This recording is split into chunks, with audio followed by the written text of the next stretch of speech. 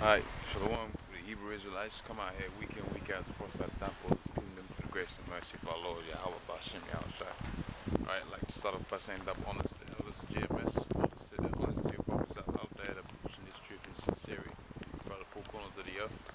Alright, and we'll just get into it. So, lesson based on, what did I prepare?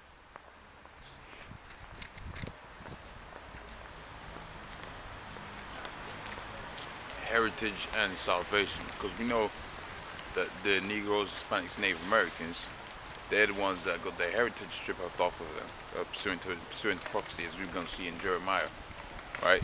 And those are the same people whom the Most High is going to come back and deliver out of the captivity that they're in right now, right? And once the Most High delivers the slaves that are today, which are the Hebrews, the Negroes, Hispanics, and Native Americans, once those group of people are delivered, there's going to have to be someone who's going to have to do the work. Someone's going to have to take out the trash. Someone's going to have to do the cleaning, right? That's going to be you other nations, right? We're going to see that through the scriptures as we work our way on down, right? So we start off in Romans, the 9th chapter and the first verse. So that was rather annoying. So This is Romans 9 and 1. And it says, I say the truth, I lie not. My conscience also bearing me witness in the Holy Ghost, that I had great heaviness and continual sorrow, right? So this is Paul speaking, basically saying, I'm about to tell you the truth right now, right? And he says, for I could wish myself that were accursed from Christ for my brethren's sake, my kings, according to the flesh, who are Israelites, to whom pertain the adoption and the glory of the covenants, right? So to the Negroes, Hispanics, and Native Americans, that's to whom pertains the glory. What's the glory? The glory that comes with the kingdom. So Daniel, the 2nd chapter and the 44th verse. And what's the glory of the kingdom? Putting these different nations into captivity. Why? Because we've been in captivity for the last some old 300 years, right? 400 years, and so on and so forth, right? And it says, and the giving of the law and the service of the Most High. And what's the service? To whom pertains the service of the Most High? Right, the Most High said it in Ezekiel 9 and 4. Go through the midst of the city, and I think I've got it written down here. Right, we're going to go through it in a little bit later on. It says go through the midst of the city, through the midst of Jews, through the midst of Jake, through the midst of the Negroes, Hispanics, and Native Americans. Those are the people that we're supposed to be going out to and teaching. Not the whole constitutes or the whole inhabitants of the earth. Alright? It says, these are the fathers, and of whom concerning the flesh Christ came. So who did Christ come for? It's just told you right there. As of concerning the flesh, right? Talking about a seed, talking about a gene, talking about a tribe of people, a group of people, right? Namely the people that got the flavor, right? Namely the group of people on the earth that have been in captivity under the undergoing of the law, statutes, and commandments of the Most High. Right? That's that group of people that it's talking about right there. It says, whose are the fathers and of whom concerning the flesh Christ came, who is over all, God be blessed. Amen. So going showing you right there in that one passage that the Most High sent his son, right, to save one group of people, right, one nation out of the 18 nations that are upon the face of the earth. Because if he came to save everyone, it would be like saving Noah. Right? Plus, who is he saving it? Was he saving them from? He's saving them from the destruction that's about to come into play. Let's jump to Amos, the 9th chapter and the 8th verse, real quick. Real easy, bread and butter scripture.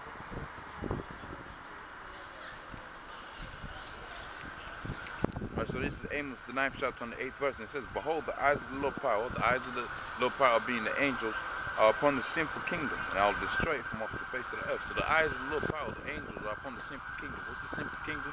All the kingdoms away with Israel, the Negroes, Hispanics, Native Americans haven't been in rulership. That's where wickedness has been running rampant. Right? So the Most High is saying the angels are recording. Right? So the Most High is saying the angels are recording all of the activity that's going on over here. Right? Like it says, the eyes of the Lord are a million times brighter than the sun. Or something to that effect. Basically meaning to say all of the wickedness that's happening right now, the Most High is watching it. Right? All of the nonsense you talk about us, where we be at work, wherever you see us at camp. Right? Right? Because we know all of you heathen talk a lot of shit about Jake. Right? Whether it's in a working environment, whether we're at camp and you're scoffing, right? The angels are recording all of of that. And when, like it says here in the scriptures, when the Most High is coming to destroy the kingdom of these eyes, it has been recording all of that, right? And it says, right, and I'll destroy it from off the face of the earth. Utterly say, saving that utterly I will not destroy the house of Jacob, like said the Most High. So who's the house of Jacob? Like I say all the time, and I put this spirit very heavy, because you Negroes, Hispanics, and Native Americans, you're to whom the Most High is coming back to save. You're the people that this book was written about and for, right? And he's coming back to save you. The elect, as we're going to see, he's actually going to come to save the elect of the whole nation of Israel. But it says in the scriptures, right, all Israel's going to make it. And how they're going to make it? They're going to make it through reincarnation. Where with the ones that make it, the 144,000 and the 1/3, right? They're going to be brought back, right, via their lawns, via a process called reincarnation, or like the Lord said when He was on the scene, right? When you shall see me in a regeneration, right? Roughly paraphrasing, right? So when we came back on the scene, when we was going to come back on the scene, like we're in the time right now, right? Via regenerations, that's when the Lord was going to come back in these times, right? When He said when you was going to see when you're going to see earthquakes in diverse places, right? When you're going to see storms in diverse places. We just had a storm that killed all kind of people. That's when the Lord said He was going to return. When you hear rumors of war, right? That's when the Lord said He was going to return, and that's what we're seeing right now. So the Lord's on His way, man. Right? So you Negroes, Hispanics, Native Americans got to get your act right, and that's not only pertaining to Negroes, Hispanics, Native Americans, right? The Most High said the tribe of Israel was going to be dispersed amongst the different nations. I mean to say you was going to have Jake that looked like different nations. Right? Meaning to say, if this truth, right, if it resonates with you, then you're probably a Jake. Right? It says, behold, the eyes of the Lord power upon the sinful kingdom, and I will destroy it from off the face of the earth, saving utterly I will not destroy the house of Jacob, saith the Lord. Right? For lo, I will command and I will sift the house of Israel. Here we go. Here's the scripture pertaining to the dispersal, the diaspora of Israel. Right? For I will command and I will sift the house of Israel from among all nations like cold and sifted, and yet shall not the least grain fall upon the earth, right?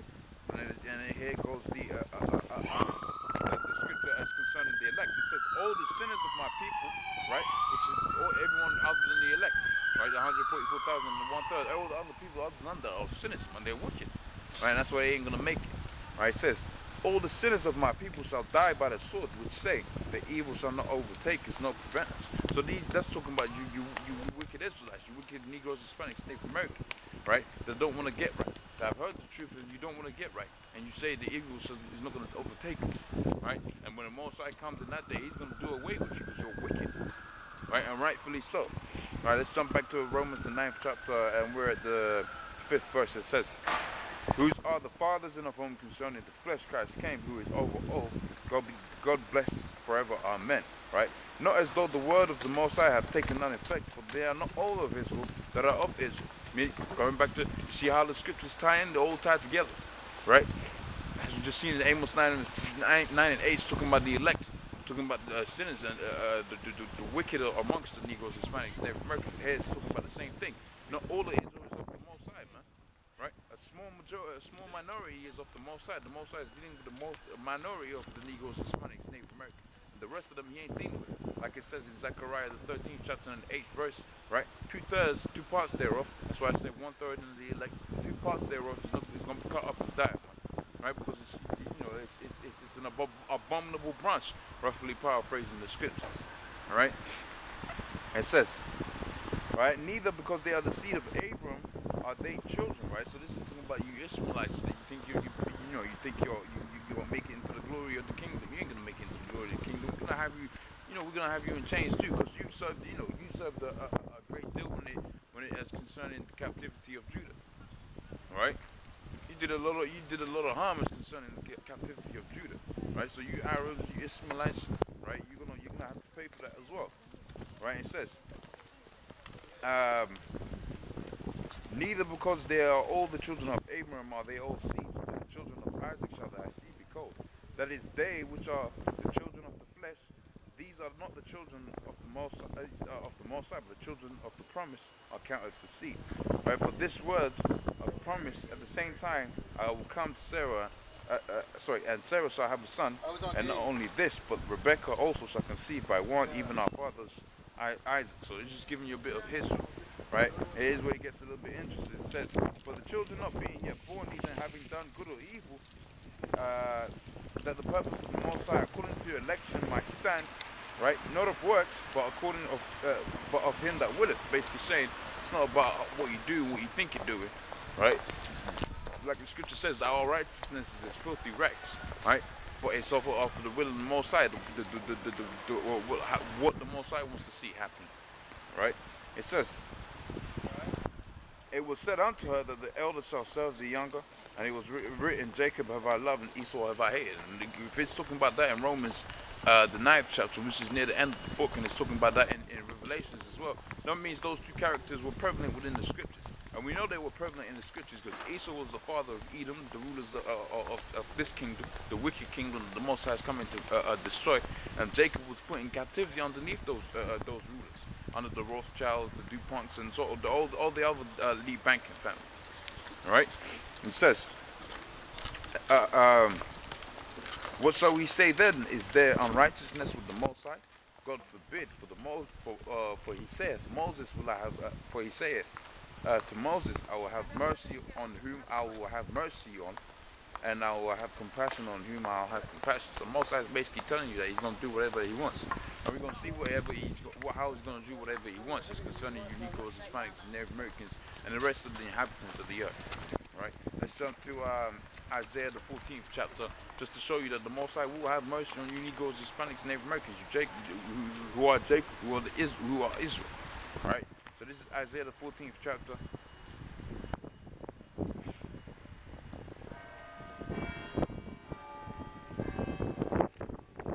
Right, it says, for the Lord will have mercy on Jacob, and will yet choose Israel. So we can close the book right there and know that the Most High is only coming for you Negroes, Hispanics, and Native Americans, the ones of you that get right. Right? He's only coming for that group of people. Right? And as for the rest of the people, he said, hey, to the ones that hold the truth, right? The ones that endure unto the end, to them is he going to give power over the rest of the people that are not of the elect. Right? It says, for the Lord will have mercy upon Jacob and will yet choose Israel, right? And set them in their own land, right? And the strangers shall be joined with them, and they shall cleave unto the house of Israel, right? And let's jump to Romans the 11th and the 7th.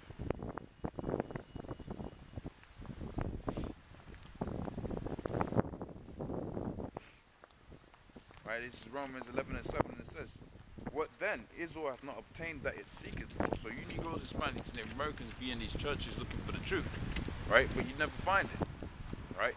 Because the Most High has blinded you. Like it says in the scriptures, like the King David said, he said, let deep sleep fall upon them, right? So there was a group of people that was always going to be out of there, man, right? It says, what then? Israel hath not obtained that which it seeketh for, but the election hath obtained it, and the rest were blinded. And that's what it's talking about. This is the reference here, so to speak. This is man's thesis, and he's putting the reference here, right? It says, according as it is written, right, and you see it in brackets, the Most High hath given them the spirit of slumber, eyes that they should not see, and ears that they should not hear, unto this day. And David saith, let their tables be made a snare. And what does that table represent? That table represents a place where a person studies, right? And the Most High is basically put the curse out there that the certain ones of the Negroes, Hispanics, Native Americans, their table becomes a snare. Their place of study becomes a snare, a trap unto them, believing in all and diverse philosophies, different wives, right? Strange women, in other words, right? Right, and it says, and David said, let their tables be made a snare and a trap and a stumbling block and a recompense unto them. Let their eyes be darkened, right, that they may not see and bow down, bow their backward, right? And that's basically showing you that the Most High only deals with the elect, right? And the rest of these people, really the rest of the world is blinded, right? And we see that. But the question I have written here is, how was the elect going to obtain the truth, right? Because the Most High said, you know, his teachers was going to be seen, right? And how are they going to be seen? They was going to be seen in the midst of Israel and in the midst of Jerusalem. And let's jump to Ezekiel, the 9th chapter and the 4th verse, right?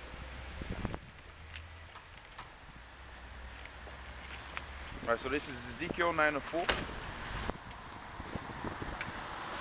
says, and the Lord saith unto him, go through the midst of the city and go through the midst of Jerusalem. So just like how the elders do it, they go right through the midst of Jerusalem, right through the midst of Jacob, right? They go through right through the midst of the people. And it says, and set a mark upon the foreheads of the men that sigh and cry for all the abominations that be done in the midst thereof, right? Just like it says in Amos the 9th chapter and the 8th verse, right?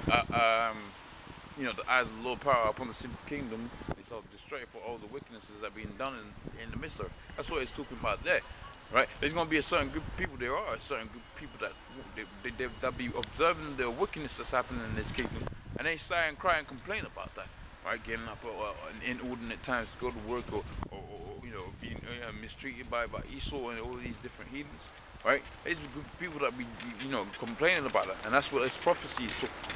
It says, the Lord said, go through the midst of Jerusalem, go through the midst of the sea, go through the midst of Jerusalem, and set a mark upon the foreheads of the men that sigh and cry for all the abominations that be done in the midst thereof.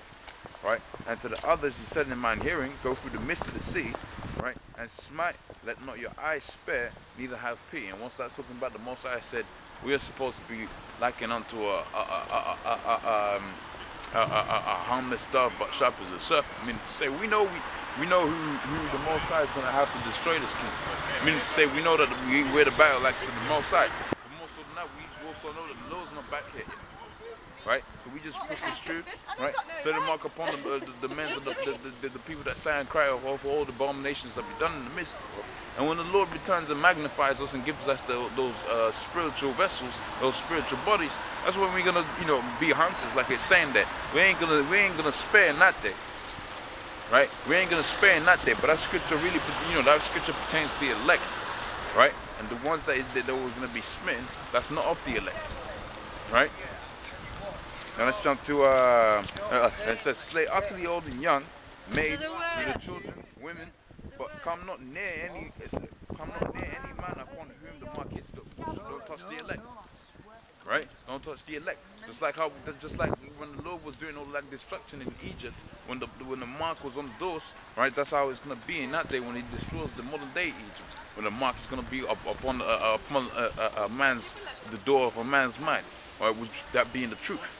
Right? And that's how different people is going to be sealed. Some people are going to be sealed in the wickedness where they're going to have the mark of the beast in their right hand, right? Or on their foreheads, right? And some people are going to be sealed in righteousness where they're going to have this truth impregnated within their mind, within the doors, within the tables of their mind, right? Now let's jump to Proverbs, the 1st chapter and the 21st verse. This one's not really on the list, but it's, you know, it's still relevant.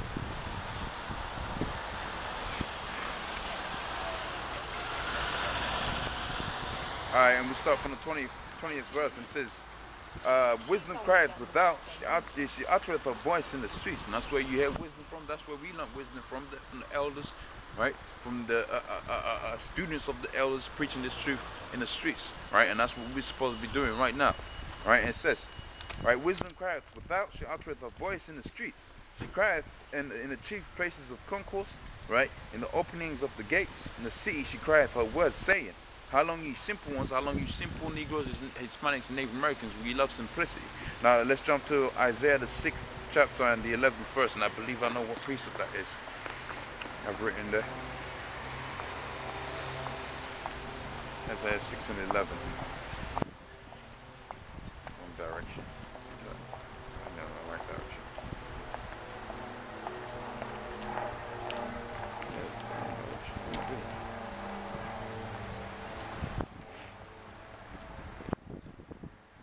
Alright, so this is Isaiah the 6th chapter.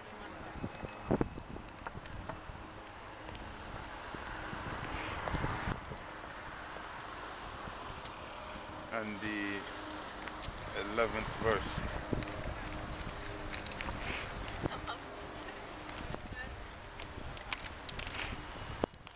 Alright, and it says, then said I, Lord, how long? And I answered, until the seas be wasted. No, let's start out from the 9th verse. And it says, and he said, go and tell this people, hear ye indeed, but understand. No, that's talking about you Negroes, Hispanics, Native Americans. You see the elders out there, you see the men underneath the elders out there teaching this truth, reading these scriptures, breaking it down the correct way, right? Telling you they're going up on the Lord's statutes, commandments. You hear indeed, but you don't understand, right? Because going back to the Romans 11 chapter and the 7th verse, right? Because the Most High has blinded you, right? It says, and go, and he said, go and tell this people, hear ye indeed, but understand not, and see ye indeed, but perceive not. Right, so you see the works of the Most High up in there. You see the Most High doing all kind of destruction throughout the four corners of the earth, but you don't want to get right. Right, you get caught up and entrapped, and hey, everyone gets a little bit entangled with the affairs of their life, right? But you Negroes, Hispanics, and Native Americans get entangled with the affairs of this world, right? And you forget about the Most High. Right, it says, make the heart of this people fat, that their eyes, and make their eyes heavy, and shut up their eyes, lest they see with their eyes, right? And this is the curse that befell the Negroes, Hispanics, and Native Americans, which are not of the elect, all right? And it says, and hear with their ears, sorry, shut up their eyes, lest they see with their eyes, and hear with their ears, and understand with their hearts, right? And convert and be healed, right? And it says, then said I, how long, right? And this is going back to Proverbs, the 1st chapter and the 21st verse. How long are they going to stay simple? Or how long is their eyes, their ears are going to be shut up, right? It says, how long? Then said I, how long? And he answered me, until the cities be laid waste and without inhabitants, and the houses without man, and the land utterly desolate, right? And the Lord remove men far away, and they be a great forsaken in the midst of the land, right? Destruction that's coming shortly, right? That's how long you simple Negroes, Hispanics, Native Americans are gonna stay simple, right? So the cities be laid waste, right? And right up until the point where there's no man in these houses, because the Most High's done all this destruction. That's how long you're gonna stay simple. So let's go back to Proverbs the 1st and 20th. 21st, and says, she crieth in the chief places of concourse, in the openings of the gates in the city, she uttereth her voice, saying, how long you simple Negroes, Hispanics, and Native Americans are you going to love simplicity? Right? And it says, and the scorners delight in scorning, and the fools hate knowledge. Right? And so you see all kind of scoffers on the common courts, right? You see all kind of scoffers walking past the elders. No one ever stands bold enough to speak to the men of the Lord, because the Most High has got that spirit upon the men of the Lord, except for the the super duper bright ones that have to be that are basically cursing themselves, that are marking themselves. All right? It says and the scorners delight in scorning, and fools hate knowledge. Turn you at my reproof, right? Behold, and I'll pour my spirit unto you. So that's pertaining to the men that sigh and cry, because they turn at the reproof of the Most High. They hear the word of the Most High and they turn, right? Start getting into this word, reading up on the 613 laws, statutes, and commandments of the Most High, and get into this work, right? Hope doing what they gotta do, right? It says, turn you at my reproof, and behold, I'll pour my spirit unto you. And what's that spirit? The spirit of humility, fear, because we know fear is the beginning of the Lord, beginning of understanding, right? The fear of the Lord is the beginning of wisdom, right? Wisdom being the ability to make good judgment. What's the most important judgment you're gonna have to make in the near future? Whether you're gonna take that chip or whether you're not gonna take that chip, right? It says, and I'll pour out my spirit unto you. I'll make known my words unto you. And what are his words? The words that are in these scriptures, right?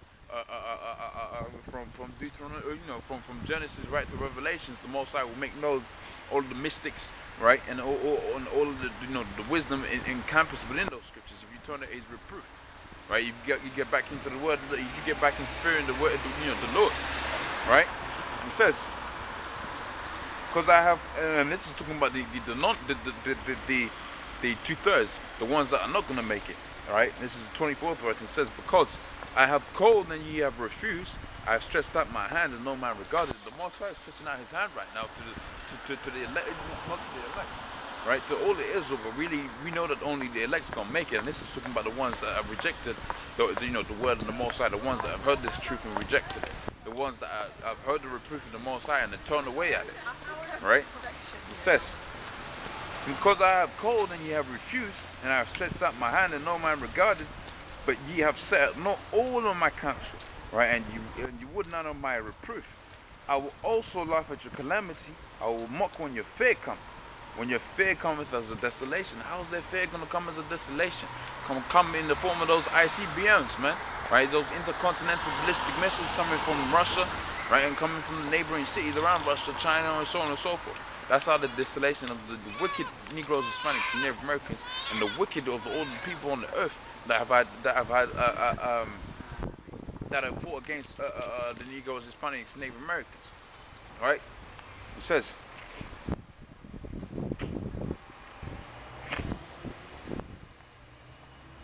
but ye have set not all of my counsel, and with none of my reproof.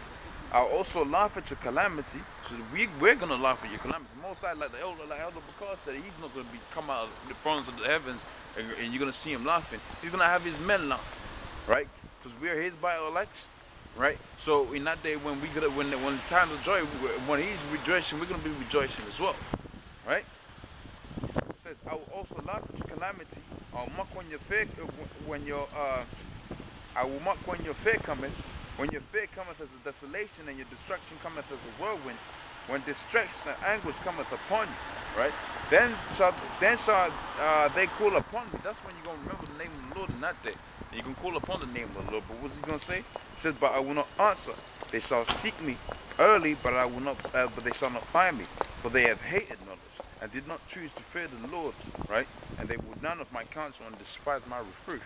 Therefore shall they eat of the fruits of their own ways, and they shall be filled in their own devices. So they're gonna be, certain minds gonna be filled in their own devices. They're gonna be filled in the ways of their own wickedness, right? Let's jump to Ezekiel the 37th chapter now, though, right? And this is pertaining to the elect.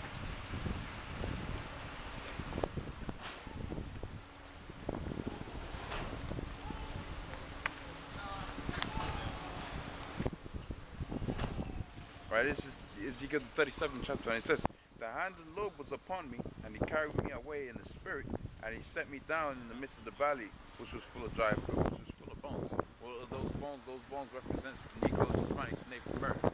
Right, we're going to prove that. Let's jump to Proverbs, the 21st chapter, and the 16th verse.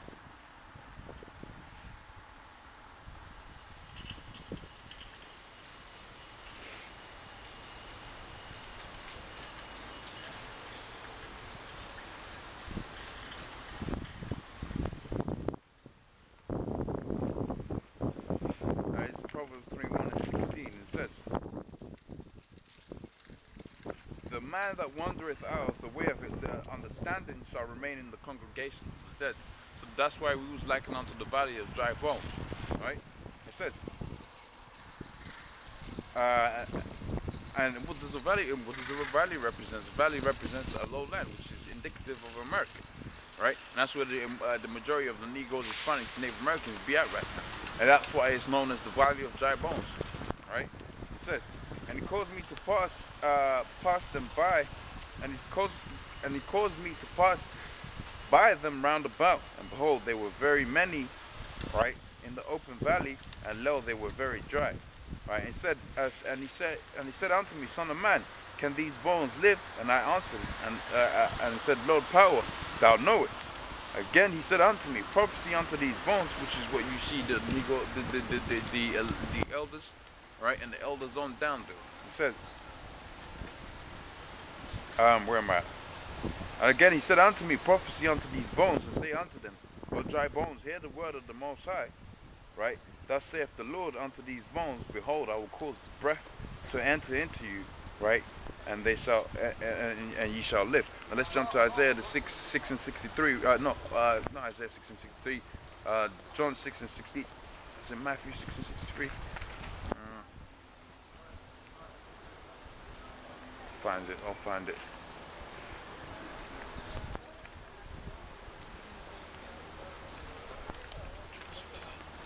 63.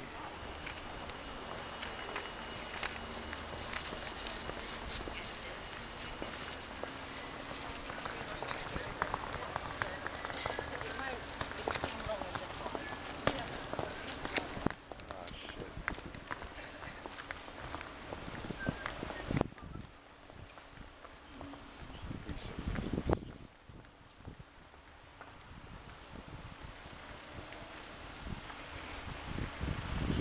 John, Luke.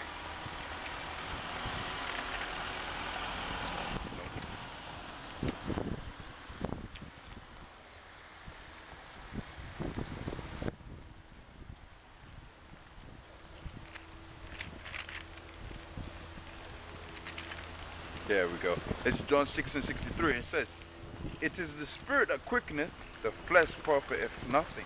The words that I speak unto you, they are spirit and they are life."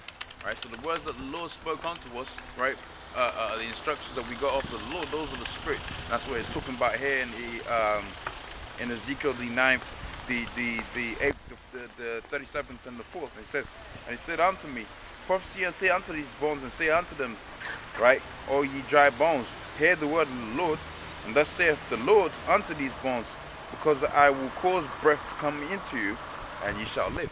Which ties into what we was reading from the other previous scriptures, right? Which mean where with the Most High's got his men out here pushing this truth, and we know this truth is the breath of the Most High, right? And we're in this lowland, this valley, right? And you know the Negroes, Hispanics, Native Americans are likened unto dry bones, right? And it says, the 5th chapter, and it says, "Thus saith the Lord, the Most High, unto these dry bones, behold, I will cause breath to come into you, and ye shall live. And I'll lay the sinew upon you," right? "And he shall bring up flesh, and will bring up flesh upon you, and cover you with skin, and put breath in you, right? And ye shall live, and ye shall know that I am the Lord." So we see that the Negroes, Hispanics, Native Americans haven't departed from the truth, right? We're likened unto the dry bones, right? And when you had the elders, right, the elders on down pushing this word, which is likened unto the breath of life, like the Lord said, right? That's when these bones started to stand up. That's when you see the men started to rise, right? It says, "So I prophesied that as I was commanded."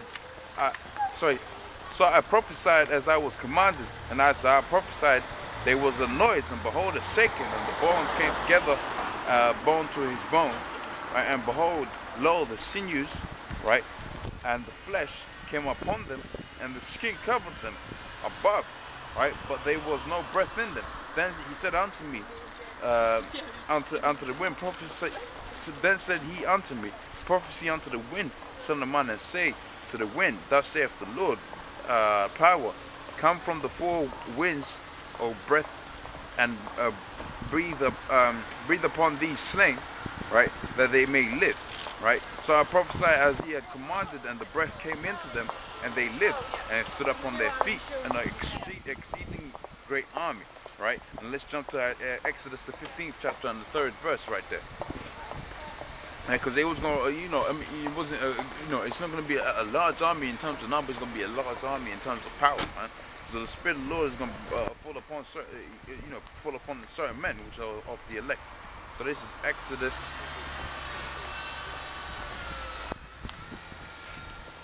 the 15th chapter and the 3rd verse, and said, "The Lord is a man of war.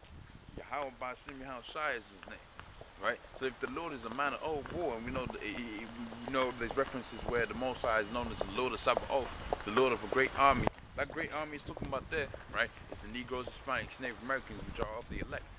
Wherewith the Most High is going to put the Spirit upon them, to where they're going to be likened unto the battle, like, so they're going to be putting in that work too when this destruction takes place, right?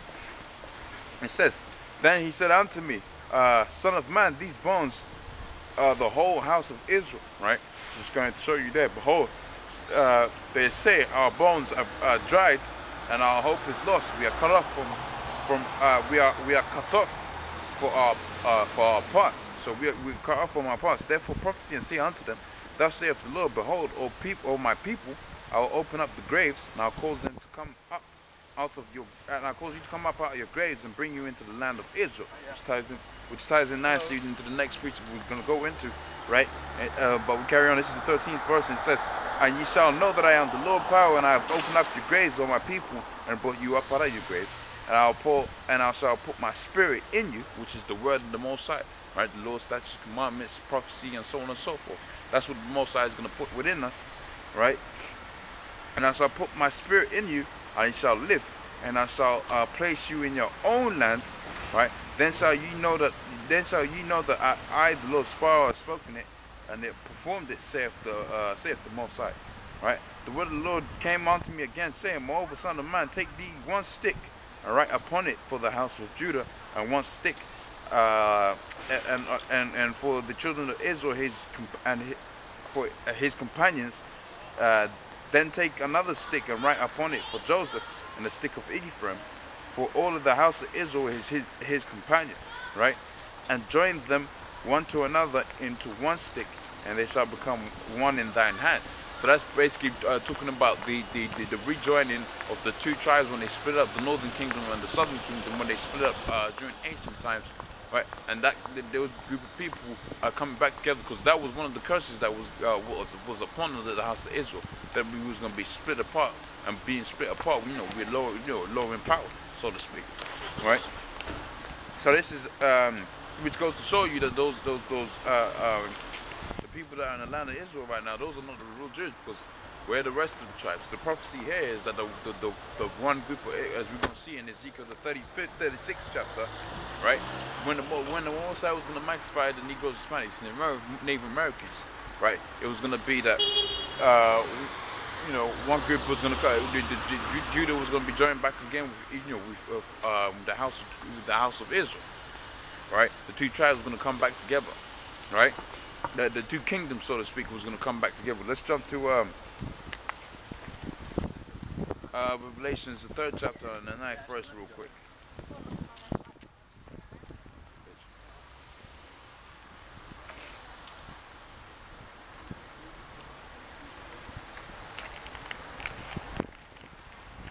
Right, this is Revelations 3 and 9. It says, "Behold, I'll make them of the synagogue of Satan, which say they are Jews, and are not, but do lie. Behold, I will make them to come and worship thee at thy feet, and thou shalt know I am the Lord, and I have loved thee." So those of the synagogue of Satan that say they are Jews and are not, right? Those so-called Jews, those Gadarenes, right? They're gonna come and worship our feet, right? Because the Most High has loved us and not them, right? The Most High calls that to where set up to where we basically discontinued from our heritage. Just jump to that in Jeremiah 17:4 real quick, right? He set it up to where we discontinued from our heritage, and our heritage was basically stripped away from us, right?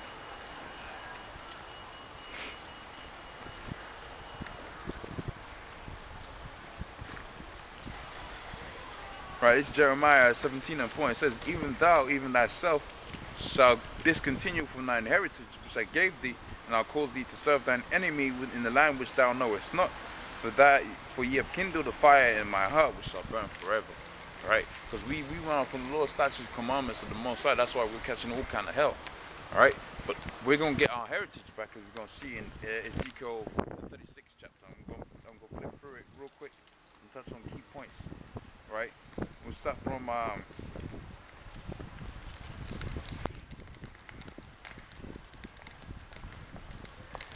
the 17th verse, right? And it says, "So, son of man, when the house of Israel dwelt in their own land, they defiled it in their own way, and by their doings, their way was before me as unclean, the uncleanness for women. Wherefore I poured out my fury upon them for the blood that they shed upon the land, right? And for the idols whereupon the land they have polluted it." Right? And it says, "And I scattered them among the heathen," talking about the diaspora, as we've seen in the different parts of the scriptures, where the Negroes, Hispanics, Native Americans were scattered throughout the four corners of the earth, right? But they're gonna be brought back together, and they're gonna be gathered, like it says in Matthew the 13th chapter, right? That's basically talking about the Most High doing away with the heathens that are intermingled with our people, and bringing back to bringing Jake back right, that have intermingled with the other heathen, right? And it says, and I scattered them among the heathen, and they were dispersed through the countries, according to their way and according to their doings I judged them. And when they entered unto the heathen whither they went, they profaned my holy name, right? When they said to them, these are the people of the Lord, and are gone forth out of his hand, right? So when we was dispersed throughout the four corners of the earth, we was into all kinds of different philosophies, right? And he says, but I will have pity on my holy namesake. What's his holy namesake? The holy namesake, Yasha Allah, the prince of the power, the name that he surnamed us. Right, he said he was gonna have, he was gonna have pity upon his name.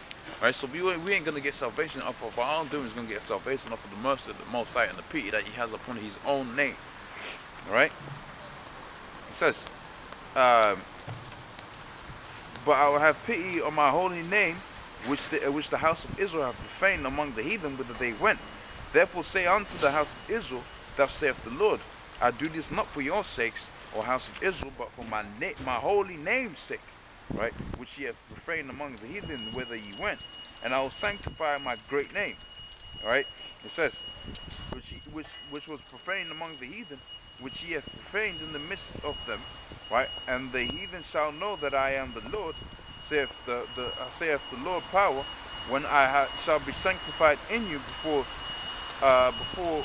their eyes, right? Let's jump to Deuteronomy, the 7th chapter and the 6th verse. So we're gonna be raised, right? And we're gonna be raised amongst different people. In fact, let's jump to Wisdom of Solomon 5 and 6, because that kind of shows you insight as to a bit of insight as to how the heathen was gonna see us. All right, it says, then shall the righteous, this is Wisdom of Solomon 5 and 1. Then shall the righteous man stand in great boldness before such as have afflicted him, right, and made no account for his labors. So we was going to stand in front of the people that made we was going to stand in great boldness in front of the people that made no account for our labors and our captivity right now. All right.